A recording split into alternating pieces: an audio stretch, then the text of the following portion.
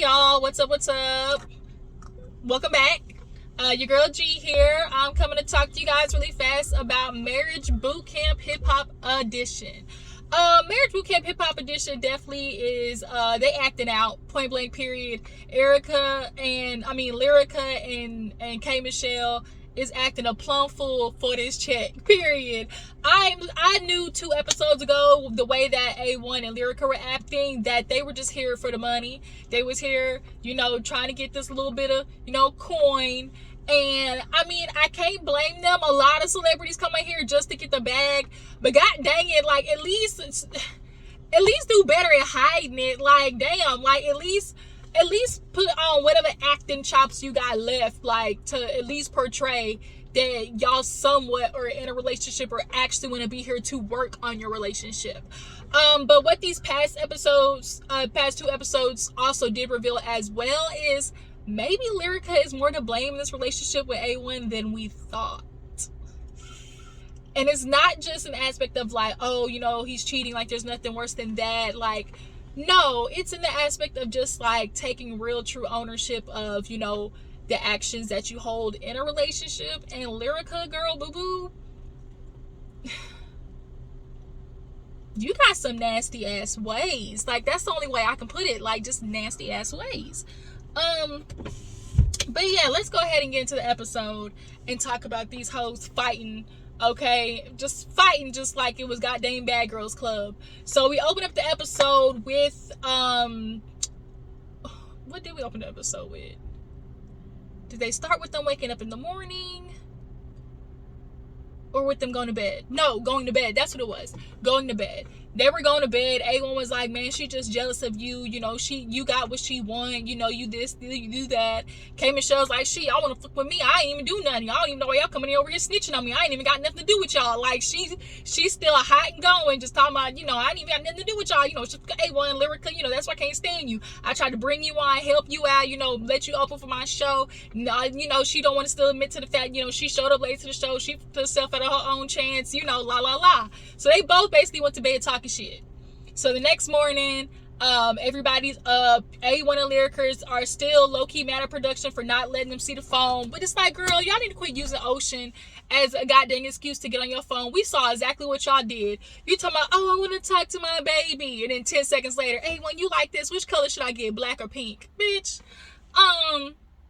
So, everybody's downstairs, and Lyrica is down there talking with Rich and everybody at the breakfast table, and K. Michelle walks in with this big old like Desperate Housewives like sun like hat on, real big beach hat, brim just big as all hell, and she walks in and like literally just kills the energy. She walked in like she was goddamn The Devil Wears Prada, just like sucked all the energy out the room.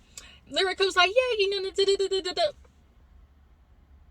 and so she's seething. Lyrica's just over there like, how you stare at a bitch across the room. So K. Michelle walks in. Everybody just kind of like, who gonna bust the first cap? Everybody knows it's not done. Rich Dawes is like, hell, that was round 1. Is it gonna go to round 2? And sure enough, it did. K. Michelle was like, Lyrica, you ain't gotta have your face like that. I see you looking.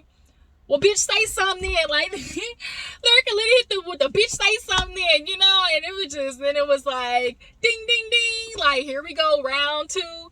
We got 5'1", 180-pound K. Michelle. We got 5'6", I don't know, possibly 190-pound or 200-pound Lyrica. And she get to talking, get to the both of them just over there. And Lyrica, obviously, they can't get to each other because security. Everybody's going to hold them back. That's the thing about these shows that kills me. It's like, y'all want to do all this, like, you bitches like to tussle. You bitches like to tussle. Okay? So it's like, what's the point of even acting like y'all really going to fight when y'all know security there is what I'm saying. Like, that's what it is. Like, see, we all know security ain't going to let y'all reach each other. So, like, cut it out.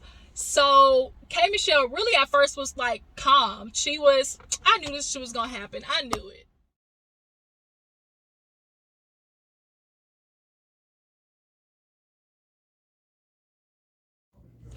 Hey you guys, your girl Gigi here. I just wanted to say sorry you guys for my phone overheating, but we're gonna get right back into Marriage Bootcamp Hip Hop Edition and pick up where we left off.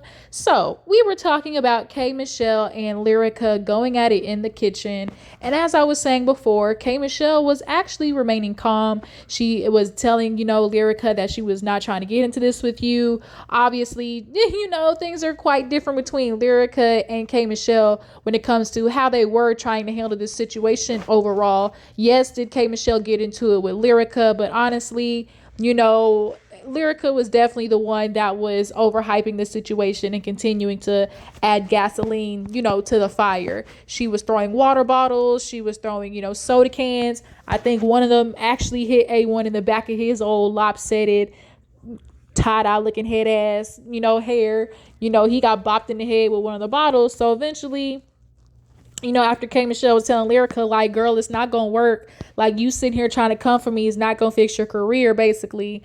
Judge Toller and Dr. Ish came down. They end up separating the two. K Michelle goes into the game room with Caston and or Caston, whatever that nigga name is. And Dr. Ish comes down and was like, Lyrica. She's like, nah, go on over there, Dr. Ish. She was like, she got me fucked up. He was like, nah, you got this place fucked up, I said, look at Dr. Ish talking shit. I was like, let me find out Dr. Ish got a little, it's Dr. Ish and there's Ish. Like, Ish came out the window on her for a second, but he basically was telling Lyrica, like, bitch, you wildin', like, cut it out. So K Michelle goes in the room and Marilyn checks on her. Obviously, Marilyn and K Michelle kind of were really, are bonding. Everybody seems to be really bonding in the house except A1 and Lyrica. They're definitely trying to separate themselves or differentiate themselves in comparison to everyone else. You can definitely tell they feel a little bit more, hoity-toity. A little bit more, I guess, class A than everybody else in the house. But it's like, bitch, y'all really not. Y'all still on the same show as them. Like, okay, Lyrica, you wrote for Beyonce. We get it, bitch. Like, A1, we certainly don't know what's going on with your career. Like, we ain't seen your name credited on nothing in a minute, okay? But Marilyn goes in there to check on K Michelle because they've kind of, really bonded. And they pull Lyrica to the side outside, and Dr. Ish, talks with A1 and Lyrica on the pool patio. And, he's asking, Lyrica what's going on. And she's like, man, F that. She been trying to come for me. She really just jealous of me. I try not to say that, all often. I try not to do that with her. But if you try to throw it in my face, then I'm going to throw it back at you, And so Dr. Ish was like, look, forget what K Michelle or Caston are doing. Like, you two came here to work on you. And it was like that was going in one ear and out the other with Lyrica. Dr. Ish was telling her, like, make sure you focus on you. You say you want to work on shit with your husband, like, then you come here and do that. And that's not what Lyrica was trying to do. It was just like this episode honestly just really revealed that Lyrica, mainly, she probably came up to A1 and was like, hey, let's go get this check. And because his ass is a follower, he lets Lyrica do whatever she want to do. Like, this episode really revealed to me that Lyrica kind of got A1, she kind of got A1 wrapped around her finger. And it's really quite sad when you look at it, because it's like, I think they're together only because Lyrica feels good in the relationship with him, in the aspect of she always has that joker she can throw on the table with him because he has cheated. Like, anytime he may get her caught up in something or calls her out on her bad behavior, or has a point to make, or something of validity, like, Lyrica throws that trump card of like, oh, you cheated on me. On top of everything, she trying to use that basically as her goddamn wild card, as if this is Uno, like, or she tries to throw that draw 4 out there, like, bitch, draw 4. But it's like, Lyrica, you can't keep doing that. If you really want a relationship with this man, then you'll actually move the fuck on. But as of right now, your actions are showing otherwise. But the Dr. Ish goes back inside to talk to K Michelle. And, he basically told her the same thing. Like, look, don't be that, that old K Michelle. Be the new and improved K Michelle. You didn't come here for them. And she's like, man, Dr. Ish, I know I didn't come here for them. But they punk bitch asses want to snitch on me. Ain't nobody got nothing to do with them. K Michelle loves to slang some words now. her ass. She want to come after me. She just mad. Girl, bitch, you ain't never charted. I'm on the charts. You ain't like. And I was like, well, technically, she may not be on the charts, but her songs definitely have been. But that's neither here nor there. I digress. Um, so A1 actually comes in and he tries to make amends with K Michelle. He lets her know, look, I don't want to do this with you. Like, we don't even need to, like, we came here to work on our relationships and we're allowing, shit to get in the way with that. You are taking it out on Lyrica and it shouldn't be. It's misdirected. Last night we were just yelling back and forth, but it really was me who mentioned your name to production. And of course they do the flashback and they show it was, A1 he was spewing about, K Michelle having her phone. And so K Michelle was like, so Dr. Ish was like, well, see, now you can see that it was a miscommunication. Now that you have this new information, what are we going to do moving forward? And she was like, yeah. K Michelle was like, yeah, nigga. Like, you want to stick up for your wife. I get it. But, bitch, I'm still mad. And matter of fact, if Lyrica ain't the one I'm mad at, well, then, nigga, I'm mad at you. Like, well, now I'm mad at you. So they basically are kind of like in this weird spot of like, okay, yeah, we just gonna table this for the moment, basically. So everybody kind of separates and goes to the room before the next exercise. And not K Michelle, Lyrica and A1, they in their room. And they basically discussing whether they want to go down and do, the exercise they want to be a part of, the next thing to do. And of course, Lyrica, she don't want to, but A1 does. Like, watching A1 talk to Lyrica upstairs about like, man, you need to be better than this. Like, don't go back to the old person. Like, this isn't going to build you up. Like, don't be fighting with K Michelle. Like, that doesn't benefit you. Like, he was saying some true shit to Lyrica. He really was. And, he's like, we need to go down there because if we really want our here to work on us. And I think that's where, unfortunately, like A1, I think Lyrica pulled the okie doke on you. I think she pulled you in trying to convince you like, oh, if we go to marriage boot camp, then we'll be together. And I mean, your ass fell for it because, deep down you want to be able to keep Lyrica in your back pocket. And I think she might have pulled the okie doke on A1. Like, I don't think she really want to be with you, A1, dog. Like, she just used you for the bag. I mean, I can't be mad. I mean, you've used her for plenty of other things. So, hell. But, like, watching A1, talk to Lyrica and her just really, like, ignore it and just decide to be the bitch at, like, the a-hole of the episode was just really telling. So they actually don't go to the next exercise. Everybody comes down, some wine, some cheeses, anytime there's wine, cheese, and strawberries and fruits and grapes and stuff, it's about a little bit of intimacy, a little bit of intimacy. So what happens is they all roll these giant dice and it basically is like either a question or a statement. So for, who went first? I think it was Rich Dollars and Mariah. I think for them, it was like something I would change for them. And Rich Dollars said that he would change the fact that Mariah gets up and goes and showers immediately after sex. And he was like, ever since I met her, he's like, the first time she did it, he was like, that's weird. But then the longer I was with her, the more she did it, it was like, damn, what's going on? Because he wants to give her that, like after sex, there still comes the cuddling, what do they call it? The after orgasm, affection, basically. Like, there's still affection to be had with each other after, y'all have had sex. And so he wants to do that with her, but she basically is like, I just go and take a shower to keep from that moment happening because deep down for Mariah, it's like, I don't want to get caught up in this fairy tale because Rich Dollars has been hiding her this whole time. Like, why get my feelings even more invested, trying to picture this life of us, sitting here cuddling and being together forever, in the words of Cardi B, if that's not what's really, going to happen. So I can understand why Mariah, was viewing it that way. And Rich Dollars was able to see, okay, like, I can understand from her point of view because they both ultimately, like Dr. Ish said, like, there's always this thing of like this hyper independence of like, okay, nobody's going to take care of me more than better than I could take care of myself. So let me not get lost in, this whole shindig. And that's what Mariah was trying to avoid by not, having that, or that, affection with Rick. Within this show, you guys, honestly has been impressing me a little bit. I'm not gonna lie.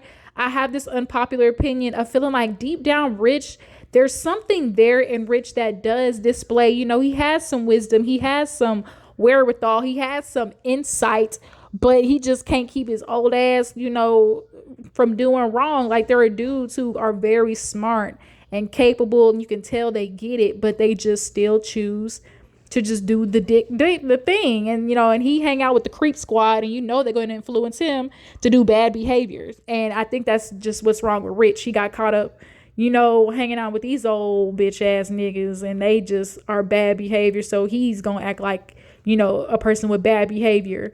And can we just take a quick side note, like, y'all, that scene that Mariah was walking with that damn bikini bottom bathing suit was tragic. Girl, Mariah Lynn, you should have told him, put a little bit in your thighs as well.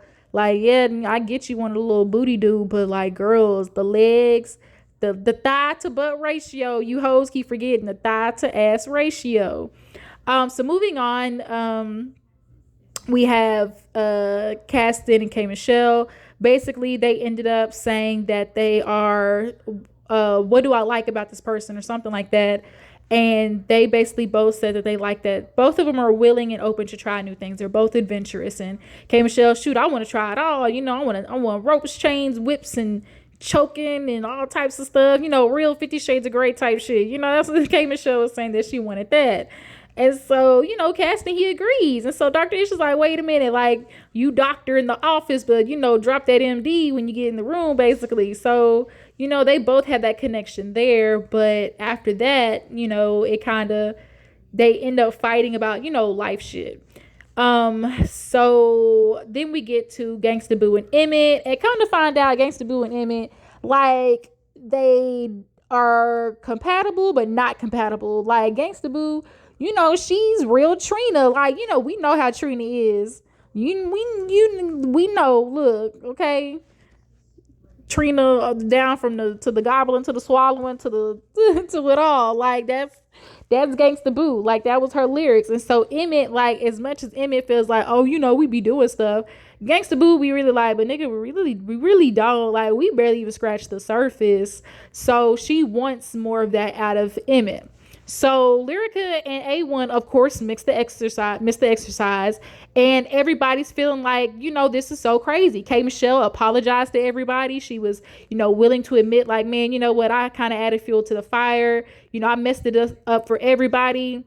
And, I want to acknowledge that. And K Michelle, everybody was able to, at least just give her just a kudos for being like, what, you came down knowing that A1 and Lyrica, there was a possibility of them being out here, so like, we can appreciate that. But A1 and Lyrica, ever since they got here, they just been really showing their ass. So Rich actually tells them that he was in the kitchen with them and was like, look, y'all, like, hey, since y'all been here, y'all need to get it together, basically. And Lyrica was mad. Oh, you need to be paying attention to Mariah Lynn instead of our relationship. Like, Lyrica really just showed her ass this episode. Like, it was not cute. So they end up actually making the next exercise, and we all know the puppets. When they bring out the puppets, it's time for everybody to figure out their stuff. So they get to the puppets, and it was the little wheel where you roll it and a position comes up. And so for who went first? I think it was Rich Dollars and Mariah. No, I think it was K Michelle and Caston. Basically, K Michelle and Caston, they almost had a little mix up because he was talking about something in the chair, and she was like, that wasn't me. And he was like, yeah, it was. And then Dr. Ish had to be like, well, it didn't have to be a chair. It could have been like a couch or, something. And she was like, oh, yeah, okay, we've done that. And you could tell Cass and Loki had a heart attack when she was like, bitch, I don't remember. That was somebody else. You didn't do that with me. And it was like, oh, snap, Cass, and boy, don't get your ass shot. K Michelle crazy. But ultimately, for them, it's like they need to do better with putting that energy in with, still maintaining a healthy, sexual relationship. But the thing is that they both admitted is that, once they get to arguing or they have deep conversations, that can be emotionally daunting. And then not to mention, if you end on the bad note in the conversation, like K. Michelle said, like, I'm not in the mood to give you none if I'm mad at you. Like, I'm not getting ready to do that. So, that's what kind of always ends up happening with them. So now we move on to Gangsta Boo and Emmitt, and they ended up on the wheel of positions, ended up landing on something where Gangsta Boo was on top. But I do think that um ultimately Dr. Ish got out of them that they need to have more conversation, because Gangsta Boo was like, she wants all of these things, and Emmett's like, well, all you gotta do is tell me. So, but Gangsta Boo is so confusing, because she always is like, oh, I'm supposed to do this and this, and she expects him to read her mind, and that's not how it works. Like, she wants him to do things, but she just wants him to, like, Emmitt is not one of those dudes who just takes initiative. So you're going to have to tell him, hey, I want you to take charge of this. And then also he backs off from taking initiative, because most times, 9 times out of 10, Gangsta Boo is just going to take it from him anyways. So he sits back to basically avoid that whole conflict. But nonetheless, they just need to have conversations more. So they can get up to speed. It's not that, the stuff is bad. It ain't like it ain't bad. She just saying she want more and different. She want a little bit more 50 shades of Boo, basically. So then we move on to A1 and Lyrica. And A1 and Lyrica, like, you can definitely tell they don't have no problem with their sex life. But the issue is, Lyrica ain't giving that fool none, because he done cheated on her too many times. And no woman really is just like up for giving it to that dude after that happens, because then you start to feel like you're rewarding his bad behavior. And then, with Dr. Ish, he touches a sore spot with A1, because it's like, how's A1 supposed to work with this? Because, okay, if y'all going to work on things, that does include sex, but A1 doesn't feel confident enough in asking for that, because, like, for him, it's like, how dare you ask for sex from me after you just cheated on me type, situation. So now he's just like, he feels a certain type of way, which then in essence makes him go and find another girl to cheat on, like, again, because it's just a bad spot to be in. But they overall have no issues with that part of their life, but they do need to conversate more to be able to work on the other issues that they keep ignoring. And then we, last but not least, get to Marilyn and Rich. And Marilyn and Rich, basically, Rich, he kind of revealed to Marilyn after they discussed the fact that she wants a little bit more sloppy, in the famous words of the city girls. She wants you to lick it with it, stick it with it, okay, Rich Dollars. But nonetheless, he basically did admit that, he looked at Marilyn differently. He appreciated more. He's like, I feel more defensive of her. And it's like almost sad, but still good at the same time, because it's unfortunate that Rich Dollars didn't really value Marilyn until this very moment. Like, how is it that you're not seeing her as somebody that should be respected more, or, you want to treat her better? Like, yeah, it's great that now you realize that, but it's just like, how is she supposed to feel that Rich Dollars really didn't respect her? He really didn't, value her or feel like she was somebody worth defending. And I also think a lot of that has to do with who Mariah Lynn is, and, how her perception is with everybody. Rich Dollars being with a girl who literally is famous for, I was a hoe. And I'm admitting it. And guys always have this just thing of being with a woman who other men deem as, a whore out here in these streets. Men be low-key trying to feel like, oh, they ashamed of that. But nigga, you the same way. Like, Rich Dollar, you definitely a slut from the 90s, in the famous words of Portia. But yeah, so he basically just, Mariah Lynn was, appreciative of it, and she cried, and, it was nice. But we get to the damn end of the episode, and Judge Toller basically comes out and lets everybody know she's sick of this shit. Like, get it together. K. Michelle, Lyrica, we not gonna keep doing this shit between y'all fighting. Y'all done came here, all y'all to work on y'all's relationship. Now work on y'all damn relationship. So we get to the end. Everybody's, breaking, getting ready to go to the room. And K Michelle's like, you know what? Let me go talk to A1. He's, got common sense. He's one, I know who will be receptive to me. So K Michelle goes to A1 and was like, hey, let's go talk. And here go Lyrica as talking about, well, you can talk to both of us. K Michelle was not trying to do it with Lyrica. Lyrica definitely wanted a moment, and K Michelle was not trying to give it to her, but Lyrica just kept poking. You gonna talk to both of us? What you look like talking to my man? You think you crazy? And it's like, girl, don't nobody want to do this with you. But eventually, because she kept talking, like, bitch, what you gonna do? And she said, come fight me then. And finally, K Michelle was like, okay then, bitch, and came down the stairs, and then that's where the episode ended. So it was definitely just trash, this episode, Lyrica. So tell me what you guys think. Do you guys feel like Rich and Marilyn can make it? Do you guys feel like A1 and Lyrica came here for love or a check? And what do you guys see for the future for K Michelle and Caston and Gangsta Boo and Emmitt? I appreciate you guys for tuning in, and tell me your thoughts. I will see you guys later. Bye.